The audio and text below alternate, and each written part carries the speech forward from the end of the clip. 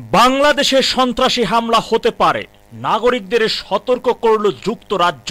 বাংলাদেশে সন্ত্রাসী হামলার আশঙ্কা প্রকাশ করে সতর্কতা জারি করেছে যুক্তরাজ্য। দেশটি বাংলাদেশ অবস্থানরত ও আগত ব্রিটিশ নাগরিকদের সতর্ক থাকার পরামর্শ দিয়েছে।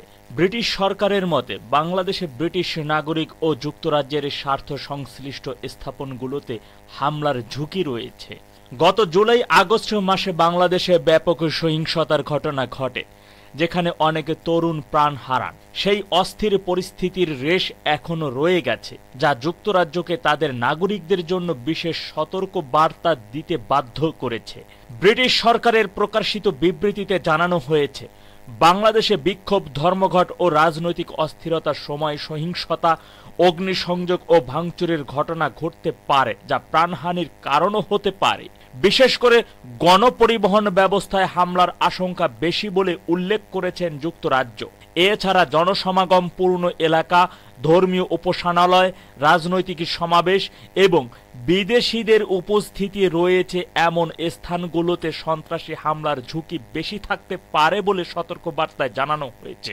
এছাড়া অপরাধ ও ব্যক্তিগত নিরাপত্তা প্রসঙ্গে যুক্তরাজ্য সরকার জানিয়েছে, বাংলাদেশে বিশেষ করে রাজধানী ঢাকা ও অন্যান্য বড় শহরগুলোতে অপরাধের মাত্রা বেশি। ব্রিটিশ নাগরিকদের মোটরসাইকেল আরোহী ছিনতাইকারীদের ব্যাপারে বিশেষভাবে সতর্ক থাকতে বলা হয়েছে। ব্রিটিশ সরকারের মতে সাম্প্রতিক বছরগুলোতে বাংলাদেশের নিরাপত্তা বাহিনীর কঠোর পদক্ষেপের ফলে সন্ত্রাসী হামলার সংখ্যা কমে গিয়েছিল। তবে গত জুলাই আগস্ট মাসের গণঅভ্যুত্থানের পর নিরাপত্তা ব্যবস্থায় বিশৃঙ্খলা দেখা দিয়েছে, যা নতুন করে হামলার ঝুঁকি বাড়াতে পারে। যুক্তরাজ্যের কাউন্টার টেরোরিজম পুলিশ নিরাপত্তা বিশ্লেষণ করে নাগরিকদের জন্য নির্দেশনা দিয়েছে, যাতে সন্ত্রাসী হামলার পরিস্থিতিতে কি করণীয় তা স্পষ্টভাবে উল্লেখ করা হয়েছে।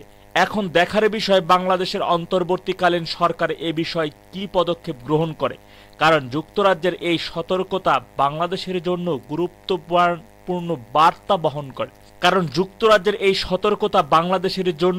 গুরুত্বপূর্ণ বার্তা বহন করে।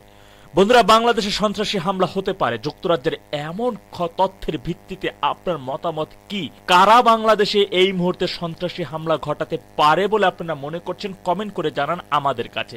এত সময় সাথে থাকার জন্য আন্তরিক ধন্যবাদ।